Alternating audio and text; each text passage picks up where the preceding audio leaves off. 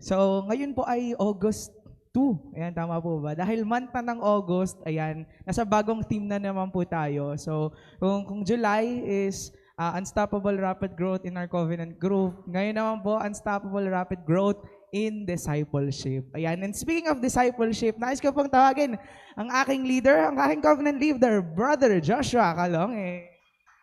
Thank you, MJ, Brother MJ.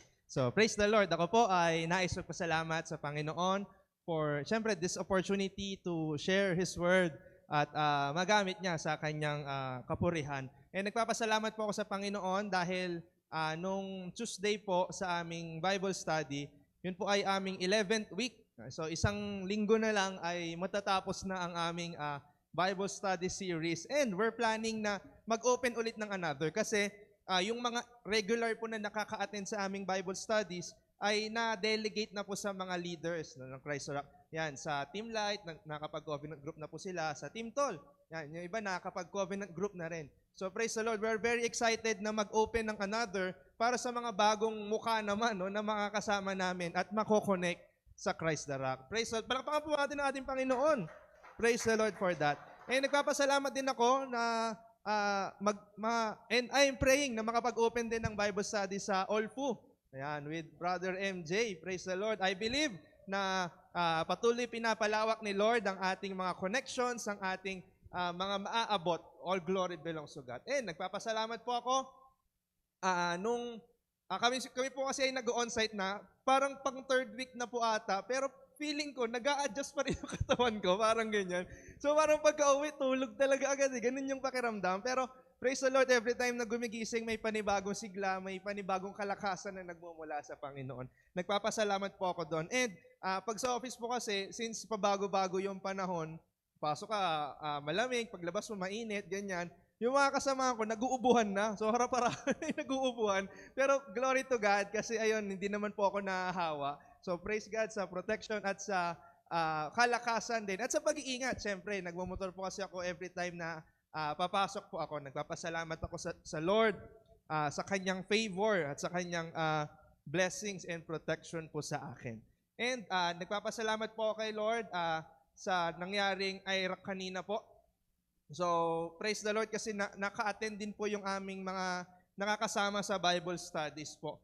And praying na talagang mas dumami pa, na mas maging malakas ulit yung yung ating young peoples, yung youth natin dito sa Christ the Rock.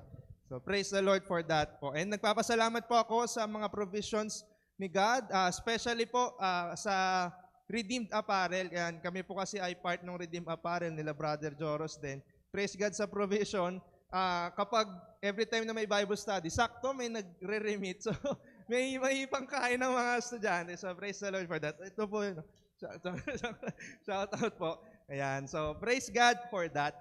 So, wag na po nating, hindi ko na po tatagalin. No, I am very excited to share the Word of God tonight. Sino po sa inyo ngayon ang handa ng makinig? Say amen.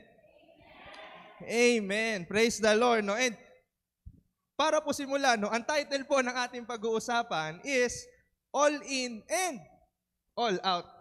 Paano tayo magiging all in and all out in our discipleship? So, kailangan nating lumago sa ating discipleship. And we are called by God not just to be hearers of the word, but become doers of the word. Amen? Amen. At tinawag tayo ng Panginoon not just to receive yung salvation, to receive the gospel. Pero tinawag tayo ng Panginoon to become sharers, to become kumbaga tayo ay maging representative ng ating Panginoon, and also to disciple people. Amen? Kaya kailangan po natin lumago ng all in and all out sa ating relasyon sa ating Panginoon. Amen? Because a blind cannot lead a blind. Mahirap po pag ang bulag ay nilid ang bulag. No, maaaring madapa, maaaring malaglag, o kung ano pang mangyari. Kaya dapat, this time, pag-aaralan natin, how can we be all in our relationship to the Lord, and how can we be all out sa ating paglilingkod sa Kanya. Amen? And dapat, this time, we will check ourselves, paano tayo, kasi hindi tayo makapag-disciple, pag tayo mismo, parang hindi tayo nagpapa-disciple sa Panginoon. Amen? Amen. Kaya po meron nga pong question na parang tumatatak din sa akin, how can we define a Christian? Paano mo malalaman na ang isang tao ay Kristiyano? What if, no, naisip ko lang, meron pong naimbentong machine or sabihin natin mobile app, kasi po ako ay Android developer, yan, mobile app developer po. May naimbentong mobile app na pag in-scan, no, sinek yung tao, may blue check na lalabas, so ching, parang sa Facebook, di ba? Parang pag nag-check, ay, Christian to. Parang ganyan. What is the proof or the legit evidence that that person is a Christian? Meron bang legit o proof, no, evidence ng isang tao ay Kristiyano? Kasi sa panahon natin ngayon, pag sinabi, Christian ako eh. Ay, parang no question asked tayo, umaattend ng church yan, ganito, ganyan. Alam natin no? Parang pag sinabi, madali lang sabihin Christian ako. Di ba? Pero what is the evidence? What is the proof? And how can we define?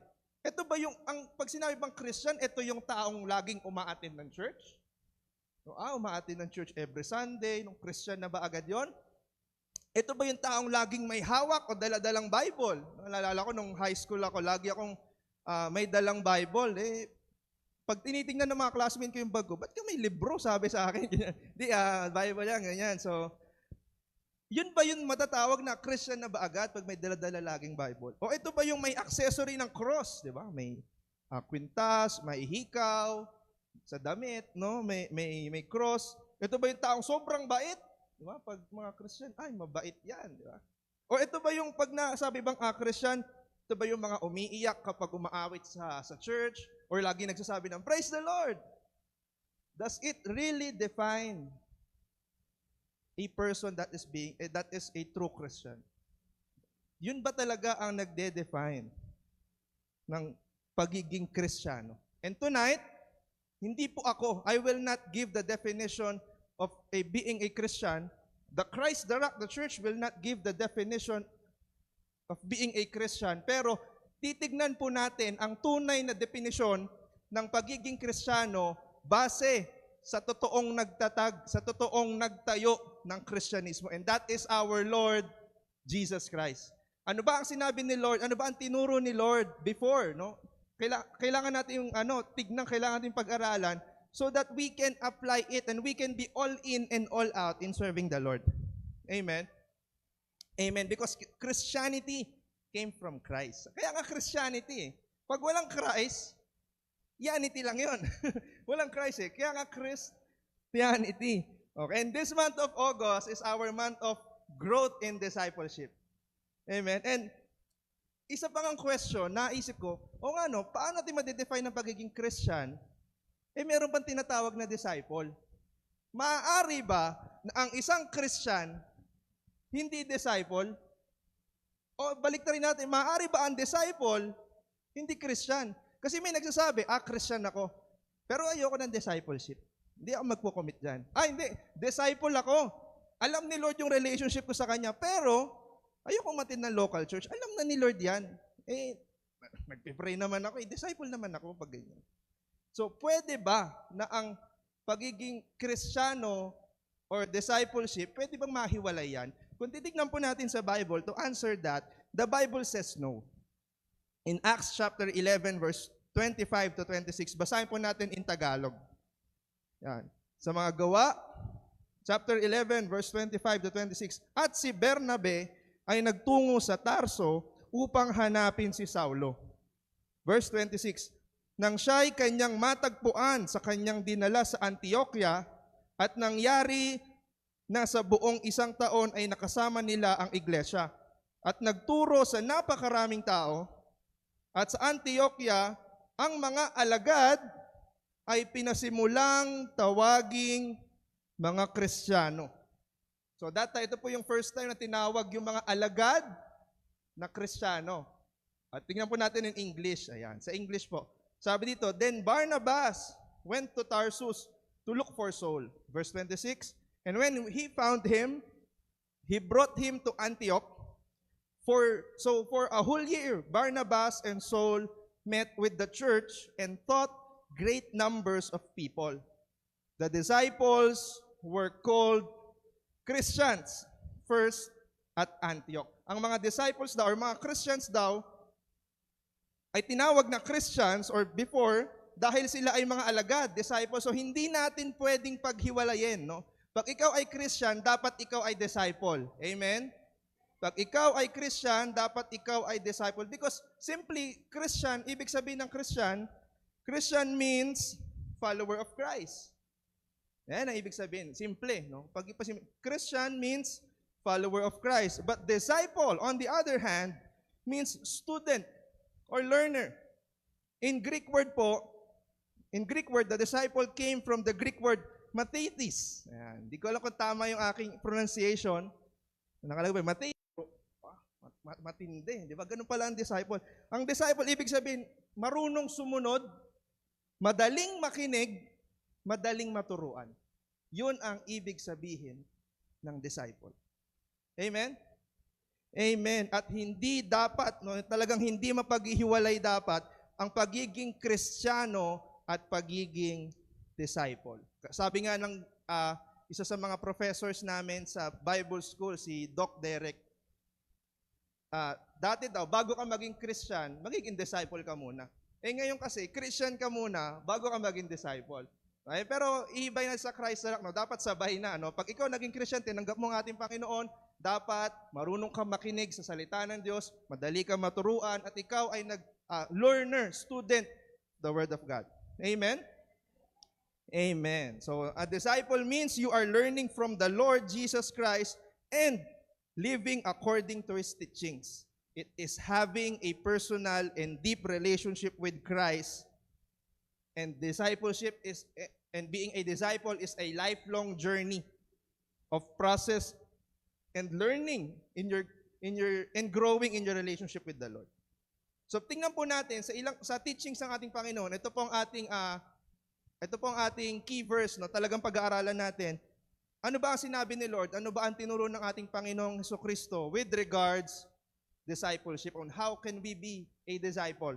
Diba? In Luke chapter 14 verse 25 to 33. Yan. I believe some of us talaga nabasa natin to.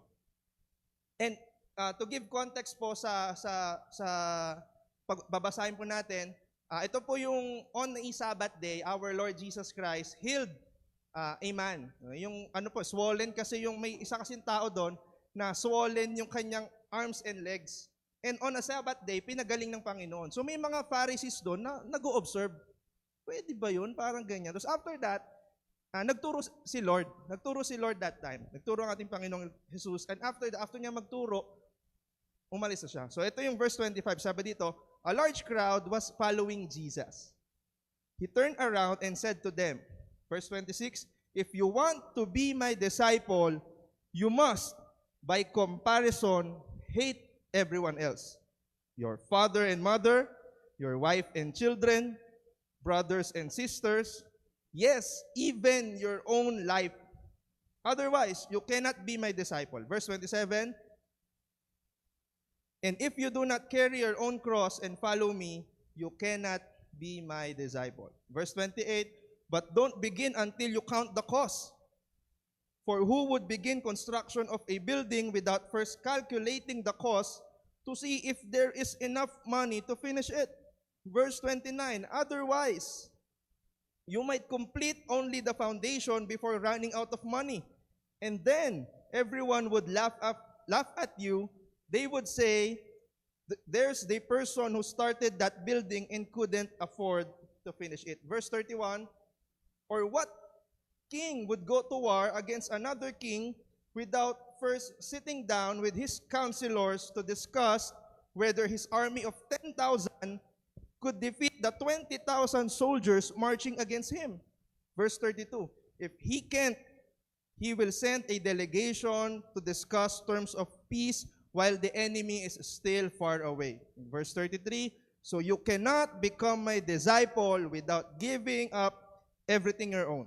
So praise God for the reading of His Word. So sa verse po na nabasa natin, sa mga verses na nabasa natin, paulit-ulit na binanggit ni Lord na you cannot be my disciple. So nagbigay siya ng mga ilang parameters of a people that cannot be his disciples. Pag tinignan po natin sa Bible, kapag si Lord Jesus Christ, and even the Bible, the whole Bible itself, pag may inuulit, nagbibigay ng emphasis. At ito ay importante. Diba? Kagaya nga in John chapter 15 verse 5, diba? Remain in me and I will remain in you. If a man remains in me and I in him, inulit na naman, no? He will bear much fruit. Without me, he can be nothing. He is nothing. Kumbaga, inuulit. No? Pag si Lord nagsabi or inuulit ni Lord, merong nagbibigay ito ng emphasis, ito ay mahalaga. And this time, nabasa natin, hindi lang isang beses, hindi lang dalawang beses, pero 3 beses na binanggit ng ating Panginoon that you cannot be my disciple. So ang tanong, how can we be a disciple? So sagutin po natin yan. Number 1, a disciple doesn't follow for personal gain. A disciple doesn't follow for personal gain. In verse 25, sabi doon, a large crowd was following Jesus. I believe, even ako po, in sharing God's word and in having a small group, I would love to see people na madami, no? Na pag nagko-covenant group, ang dami niyo, wow, di ba? Ang saya, no? Kapag may maraming uma-attend sa inyong Bible study, masaya. No? Madaming makakapakinig.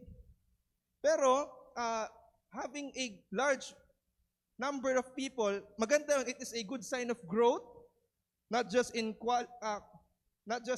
quality pero in quantity. Kasi kailangan pag nag-grow tayo sabayan, no? In quality and in quantity. Pero the Lord Jesus Christ, since He is fully God, incarnated in human flesh, nakikita niya po ang puso ng mga tao. Nakikita niya yung mga puso ng taong sumusunod sa Kanya. Kaya nga siya, He turned back, tumingin siya sa mga tao. He knew that many followers, or many of His followers, follow Him for selfish gain. Hindi man po nasusulat, pero maaari may iba doon, kagaya ng Pharisees, ano pa kayang gagawin nito ni Lord? Tinitignan. Sumusunod, baka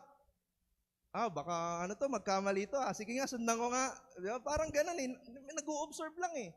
O meron doon siguro, gustong makareceive din ng miracle. No, pag nakareceive ako miracle, gumaling ako, alis na ako, tama na yan. Ganyan. May mga ganong mga tao. Diba? And meron naman doon, sumusunod, dahil sa pagkain. Diba? Nakita natin si Lord, no? Kapag nung nag-preach nung 5,000 men, no? May pakain, may sobra pa. Diba? So may mga maaari, no? May mga taong sumusunod because of their personal gain. And iba-iba ang puso ng tao. Iba-iba ang puso ng taong sumusunod sa Panginoon. Ang tanong, ano ang puso mo ngayon? What is in your heart? Why do you follow Jesus? Do you follow God for personal gain? Or do we follow God because we love Him? To put it in a context, let us put it in a church, sa ating church. Hindi ko man po alam, maaari, pero I believe, no, wala sa atin, no, sa Christ the Rock, na sumusunod lang dahil nakakakuha. Amen? Huwag tayong sumunod lang dahil meron tayong magagaling at matatalinong mga pastor, di ba? Mga bishop and pastors. Sunod nga ako dyan, okay dyan eh, di ba? May ganun eh. Di ba parang naghahanap ng church? Parang nagkakamali mag-English yung pastor, lipat nga ako dun sa ano. Parang gano'n, no? May ibang gano'n eh, may ibang namimili eh. Huwag tayong sumunod lang dahil may pakain sa church every Sunday. Ay, paano pag wala na? Di ba? Parang, walang lunch ah. Doon ako sa Chowking, no? Sure yung lunch. Di ba? Huwag tayo susunod lang dahil doon. Amen. Amen. Huwag tayong sumunod lang dahil maganda ang church facilities. Di ba? Summer ngayon, aircon sa Christ the Rock, pupunta ako dyan. Di ba? Pag malamig na, hindi sa bahay na lang, may online naman eh. Di ba? Huwag tayong sumunod lang dahil for personal gain. Huwag tayong sumunod lang dahil magagaling ang praise and worship at pogi yung drummer. Wag kapatid, wag. Mali yang kapatid. Oo. Mali yang kapatid. Wag tayong susunod lang for personal gain. Marapat dapat lang na sumunod tayo sa Panginoong Hesukristo dahil mahal natin siya. Amen. Sabihin mo sa katabi mo, mahal ko si Lord. Yan. At wala nang ibang dapat na dahilan sa ating pagsunod sa Panginoon. Sumunod tayo kahit hindi nakatingin ang ating mga pastor, ating mga leaders. Sumunod tayo sa Panginoon. Sumunod tayo sa Panginoon kahit na walang pakain every Sunday, no, pagkatapos ng gawain. Sumunod tayo kahit walang aircon ng church. Amen. No, kahit mainit, pupuntahan ko yan. Di ba? Kasi mahal ko si Lord. Sumunod tayo kahit naririnig mo, nagkakamali na yung praise and worship team, no? Pumipiyok na yung gitarista, no? Yung gitarista. Parang mali. No, sumunod tayo dahil mahal natin ng Panginoon ng higit sa lahat. Amen. Amen. That is number 1. A disciple doesn't follow for personal gain. Number 2. A disciple lays everything down for the Lord.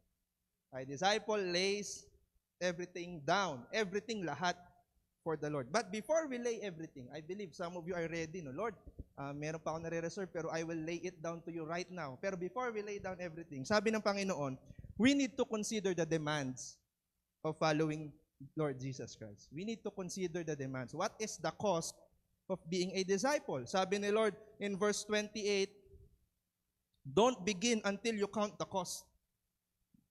Don't begin until you count the cost. Huwag ka daw magsisimula, pagsunod sa Kanya, nag-warn siya eh. Huwag kang magsimula until you count the cost. So pag-isipan mo muna, kagaya daw ng isang builder, maganda, may tayong mga engineer dito, no? Kagaya ng isang builder, ang pagbuo ng isang bahay, kailangan pinag-iisipan. Kinakount mo, ano ba ang mga kailangan ng materyales? Ano ba, ilang tao ba kailangan mo? Ilang araw mo dapat gawin? Kasi pag kinulang, pundasyon lang daw ang magagawa mo. At tatawanan ka ng mga tao, kasi pundasyon lang, ginagawa mo. Kagaya doon ng isang hari, no, napupunta sa isang laban, meron siyang 10,000 soldiers at 20,000 yung paparating sa kanya. Kailangan daw pag-isipan. Kasi pag hindi, ang gawin na lang daw ng hari, mag-send, no, para magbati na lang sila. No? Kung kano maglaban, magbati ka na lang, magbati ka na lang. So don't begin till you count the cost. So dapat inuupuan, dapat pinag-iisipan, pinagpaplanuhan ang bawat galaw at kilos na ating gagawin. Amen. Bago ka sumunod sa Lord, nag-warn si Lord Jesus Christ. Don't begin until you count the cost. Dahil ayaw ni Lord na hindi mo matapos yung pinapagawa niya sa iyo. Kailangan natatapos natin. Kaya nga, we need to finish strong. Amen? At ayaw din ni Lord ng impulsive. Mabilis mag-decide, no? Because of emotion, ayaw ni Lord ng impulsive. We might make an impulsive decision if we are led only by our emotion. Pag puro emotion lang, di ba? Kumbaga, pag nagutom ka, kailangan ko kumain. Pero wala ka na palang budget, di ba? O kumbaga, kapag may altar call, no, umiyak ka, hindi Lord, bibigay ko sa iyo lahat. Pagdating na nagkagipitan, ayaw ko na. Ganun na. So parang, let us not make an impulsive decision. Pag-isipan natin, let us count the cost.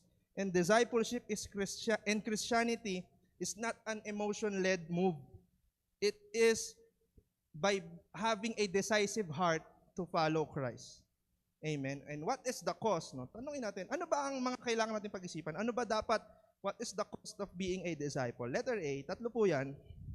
What is the cost of being a disciple? Letter A, you must hate your family and yourself. Ang bigat agad, di ba? You must hate your family and yourself. Pero don't get me wrong, mga kapatid, no? The Bible teach us, so parang mapapaisip tayo eh, doesn't the Bible teach us to love our family, to honor our parents, to love other people as we love ourselves? Kino-contradict ba niyan ng greatest commandment? Kung babasahin nga natin yung greatest commandment, love the Lord your God with all your heart, with all your mind, with all your soul, and with all your strength. Amen? Then, love other people as you love yourself. So, hindi niya kino-contradict yung greatest commandment. Kasi sa greatest commandment pa lang, dapat, sabi ni Lord, mas mahalin mo ko kaysa mas mahal mong iba. Ganon yung tinuturo ni Lord.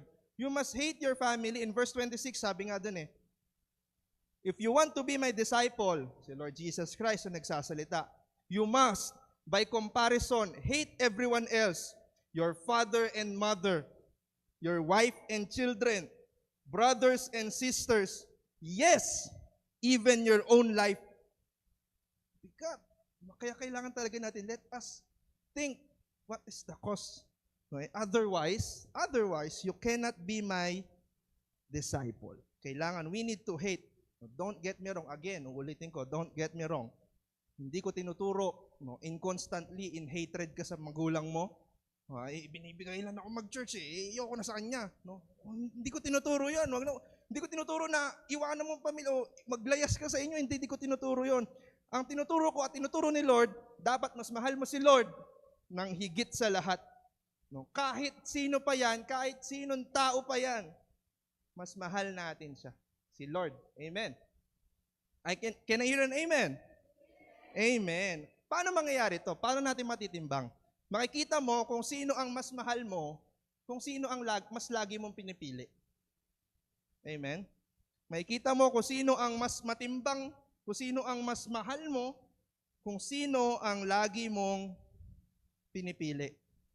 Pinipili mo ba si Lord pag pinagbabawalan ka ng pamilya mo, o ng magulang mo, o ng asawa mo? Diba? May iba. Ako po ay first generation Christian sa aming family. Ako po ang unang nakakilala sa amin. At ang background po ng family namin, kung napunta po kayo sa bahay namin noon, even dito rin naman, pagpasok mo, may mga rebulto na agad. Madami yan. Noon, mas madami pa. Parang ano yan, kumbaga, parang pagpasok mo, simbahan to. Parang ganun na makikita mo. Parang ganun yung pakiramdam. At lalo na, nung lola ko, ano yan sagrado, kandado, sarado, nakapadlock pa, naka-welding, di ba? Na Katoliko, sabi niya pa nga sa akin pinanganak kang Katoliko, mamamatay kang Katoliko. Yung sabi sa akin ni lola ko. Naka-attend ako ng church. Nakilala ko si Lord sa isang Christian church, sa isang born-again church before, doon sa amin. Sabi ko, ba't ito pinagbabawalan? Church din naman yun. Doon ko nakilala ang Panginoon. So dumating yung time na yung lola ko pa lang kasi nakakapansin. Tapos mamaya-maya, napansin na ni mama. Tuwing Sunday, naliligo to Naliligo po ako tuwing Sunday. Naliligo po ako tuwing Sunday. Pero noon kasi, naliligo ako kapag aalis ako. So alam na, pag naligo ng mga 9:00, saan to pupunta? Di natanong na. Noon kasi ganun every time na, pag maliligo ako, aalis ako Ngayon kasi aalis na lang. Wala na, alis na lang. Pero noon, nahalata. Saan ka pumupunta? Sabi sa akin. Di dumating yung time, si mama po kasi dati ang #1 persecutor. Shoutout nanonood ka. siya ang nagpo-persecute sa akin. Ayaw niyang umattend ako noon. Katoliko ka, dapat ganun din tayo. Pinanganak ang Katoliko, mamamatay. Ganun talaga. Until such time, talagang nag-argue pa kami bago pumunta ng church. Hindi pupunta ako. Magagalit siya sa akin. Ako, bahala na, pupunta ang church. Hindi kita bibigyan ng pamasahe. Maglalakad ako. Ganyan. So, bahala na, pupunta ako ng church, ganyan. So, nilalakad ko po yun every Sunday. Tapos, pagdating ng church, umiyak ako. Sabi ko, Lord, kailan mo ito matatapos? Kailan mo ito ganyan-ganyan? Then, praise God, kasi God comforts me in His Word. Diba? Sabi ng Panginoon, the world will hate you, pero take heart, I am with you. I have overcome the world, sabi ng Panginoon. Praise the Lord. And, kung hindi ko po nilaban yung aking relationship sa Panginoon, hindi ko po sila makakasama ngayon. Di alam ni Thea, praise the Lord, palakpakan po natin ng Panginoon. Glory to God. Glory to God. Glory to God. Ayan. So, sa mga anak, gusto... Ayan. Hindi ko. Thank you po, Bishop. Ayan. Sa mga online, di nyo narinig, umattend po kayo next week. I-reveal ko na lang po next week. So, sa lahat ng anak, ito coming from me, na-experience ko po ito. Sa lahat ng anak, we can still be obedient to our parents. Amen? Unless they are asking you to go against your relationship with God. We can be still obedient to our parents unless they are asking you to go against your relationship to God or against what God wants you to do. We can appeal to them in a submissive manner. Pwede naman tayo makipag-usap Naalala ko noon, talagang pinapagalitan ako ni mama noon. Tapos habang pinapagalitan niya ako, sinisiran ko siya, umiyak ako na. Parang, inaalala ko ngayon, huwag kang pupunta na church, ganito, ganyan. Masabi kasi sa John 3:16 Hindi ko lang naalala ni mama yon. Kasama pa niya yung tita ko, sabi ng tita ko, Alam mo, Baldo kasi nickname ko eh. Baldo, mothers knows best. Sabi ko, bakit mothers knows best? Best si Lord eh. Sabi ko, hindi, wag ka nang umatin. Hindi, upunta na ako, alis na ako ng church. Ganon yung nangyayari noon. Every Sunday, sa gating ng church, iyak ako sa leader ko. Eh, kasi ganito, ganyan eh. Praise the Lord for that experience. And we can still be obedient to them. Huwag mong aawayin. Huwag mong pagtataasan ng boses na, pupunta nga ako ng church. Huwag mong pagtataasan ng boses. We can still be obedient. Yeah, maligo ka pa din. Importante. Maligo ka pa din. Yan. And also, let us be submissive to them. And even wala pa po akong asawa, pero one day, no, amen. Sa may mga asawa, no, kung meron man po, no, even nanonood online, I believe naririnig nyo ito, kung sila po, yung mga asawa po ninyo na wala pang pagkakakilala sa Panginoon, huwag mo sisigawan agad. Huwag mo nga awayin. Because we are representatives of Christ. Amen. Kung anong ginagawa natin, yun yung nakikita nila eh. Ay, yan ba yung tinuturo ng church nyo? So, yun yung nasa isip ko lagi. Kailangan maayos ako sa bahay. Amen? And while you seek, sa mga may asawa po, while you seek the most, being the most loving husband you can be, or being the most loving wife you can be, you can still talk to them in a soft manner. Amen? In a soft voice. Explain mo na ang relationship mo sa Panginoon is greater than any relationship you have in the world. Amen? Amen. Amen. Palakpakan natin ng Panginoon. Because Christ is more important than any relationship that we have in this world. Amen. Amen. So let us choose Christ over everything. Over our families, even our friends, no, even our loved ones. Let us choose Christ. Amen. Amen. Letter B, you must carry your own cross. Letter B, you must carry your own cross. Sabi po in verse 27, if you do not carry your own cross and follow me, you cannot be my disciple. The cross represents inconvenience. The cross represents suffering. The cross is a slow, torturous death. That is the meaning of the cross. And when the Lord Jesus Christ calls you to carry your own cross, He is asking you to lay down your selfish desires. He is asking you to lay down your ambitions, your dreams, so that you can fully prioritize your walk with Him. And since our Savior suffered rejection and suffering, we must be prepared to receive the same treatment too. Huwag ka na magugulat kung may magpa-persecute sa'yo, may mga asar sa'yo, may mga kung anong gagawin sa'yo ng ibang tao. Because our Lord suffered also, and we suffer because we share the same suffering so that Christ may be glorified. Amen? And if the people hates you for being a Christian, do not go against them, but bless them. Sabi nga po ng Romans chapter 12, verse 14, bless those who persecute you, bless and do not curse. Huwag ka na magsabi. No? Just bless them. Amen? We suffer because we share the same suffering of Christ. Amen. Amen. Let us take up our cross. Kailangan nating mamatay sa ating pangsarili. Amen. Kanina kasi, kailangan mong mamatay sa iyong mga relasyon sa iba. Kasi baka yun yung humaharang eh. Ngayon, mamatay sa iyong selfish desires or sa iyong mga ambition sa lahat ng plano mo, kailangan mo mamatay para si Lord ang maging priority. Amen? Ito, letter C. You must give up all your possessions. In verse 33, sabi ito, so you cannot become my disciple without giving up everything your own. This doesn't mean, this doesn't necessarily mean selling everything that we own. Diba? May cellphone ako, benta ko na yan. Diba? May damit na. Hindi ibig sabihin literally, but it means we no longer cling to our possessions as if they were ours. Everything we have must be surrendered to the Lord and used for His purposes. Kung meron kang mga bagay na mahal mo talaga, no? Kumbaga parang marunong ka namang mga talents or skills na meron ka. Gagamitin ko to para yumaman ako, di ba? Parang ganyan. Ibigay mo sa Lord. Ipaggamit mo sa Panginoon. Amen. And lahat, no? Kasi maaari kanina, inisa-isa ni Lord yan eh.